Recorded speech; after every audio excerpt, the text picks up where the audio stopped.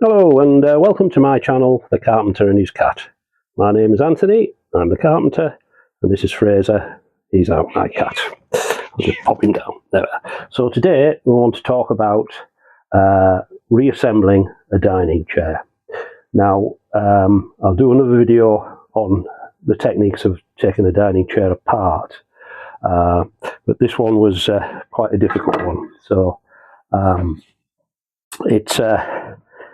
it had the cardinal sin that it had been repaired with it at the joints with some nails and screws, and you don't do that because one, it won't actually repair the chair, and two, it can actually make it very difficult to take the chair apart without actually damaging the components. So, as I explained, unfortunately, because it was secretly screwed through the tenon, the tenon in this case actually snapped as I was trying to get it apart. So what we've had to do is do a repair. So what I've done is actually I've cut a 45-degree sort of mortise there, and we've glued in a piece of oak to make a new tenon, and this will be trimmed down tomorrow once the glue's totally set, and it'll fit the mortise. So it is acceptable to use like a modern adhesive like a PVA or something like that if you are marrying new timber to old, but you never use this to repair the chairs because you cannot reverse it. In this case, if this is ever taken apart in the future, because we can use animal glue, this new piece of work can be sacrificed. It can be actually chiseled away. So it's just for convenience. You could just use animal glue for everything, but I just sometimes find that using a modern PVA glue just it makes ease of the construction. So once you've actually taken your chair apart, you just need to clean off all the glue, the old glue, and by this time it's usually very crystalline and brittle. So I just use a sort of an old chisel just to scrape it away, and that prepares it. And what we're actually going to use is some actually animal glue, which, there we are, it's all applied hot. And the way it works is when you buy it, well, it's also known as Scotch glue as well. So when you buy it, it comes in little beads like that.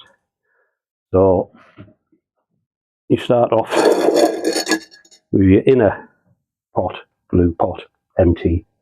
You pour the beads into there, and then you cover them with water. And you let them to soak for a few hours, sometimes overnight. And then it is a matter of just actually using a glue kettle like this, which is like a bain-marie. You can put boiling water in the outer kettle, and that will actually heat up the glue. Now, because it's hot, you only have a certain length of working time. So if you're not proficient, if you're not and you don't work in an efficient manner, what you'll find is if you're gluing up some large project, it may well have turned to gel before you get the last components together. But in this case, what we're going to do is actually what we've already started to do is we've glued the front legs together like so. Use a sash clamp like this. This sash clamp has sort of little built-in ply, sort of bits of ply to sort of protect what you're gluing together, because obviously this is a polished surface. So you can I've arranged it so they actually fit on the actual length of the sash clamp on the bar. You can actually just use a bit of scrap wood, but it's much easier than having to try and fiddle around putting bits of scrap wood in as you're trying to tighten it up.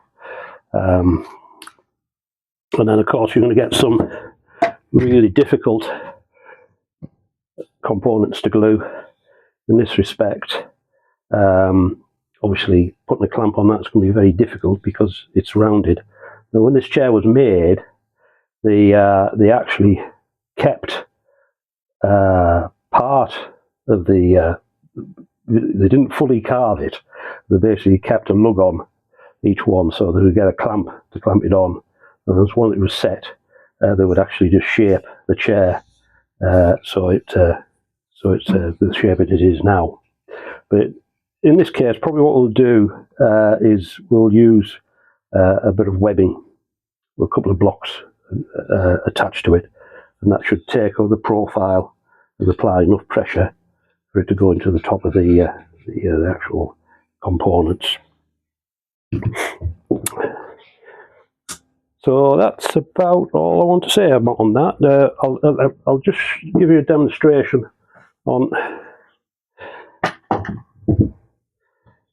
how the components go together. So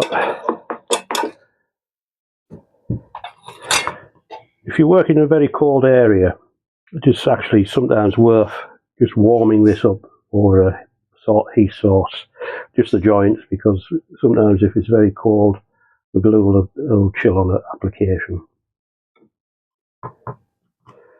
So all we do is we fill the mortise, and we find that if you put the glue on the tenon, as you put the tenon into the mortise, the glue will actually push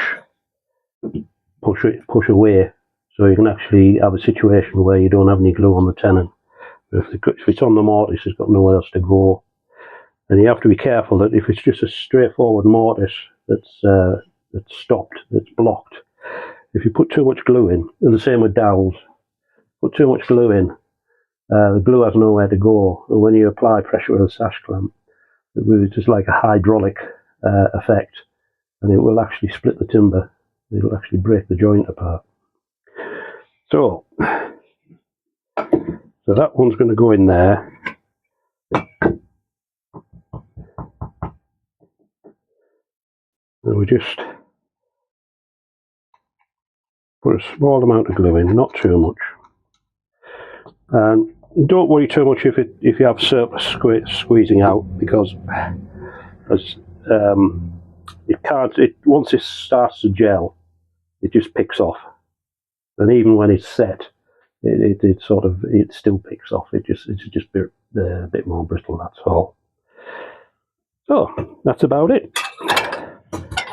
So I hope you've enjoyed watching that video, and if you liked it, please press like, and if you want to see more, please hit subscribe. So for now, it's goodbye from me, Anthony the Carpenter. It's goodbye from Fraser the cat. Thank you very much. Bye.